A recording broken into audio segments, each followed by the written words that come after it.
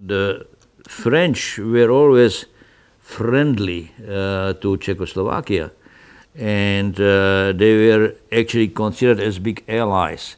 And there was a gentleman with a family and other people, French people, who decided to go to the Czech Republic to spend the winter vacation there. And because we were skiers, so we met there on the winter time, on the Christmas time, and we had friends this way in actually Paris. And so that's how I met them.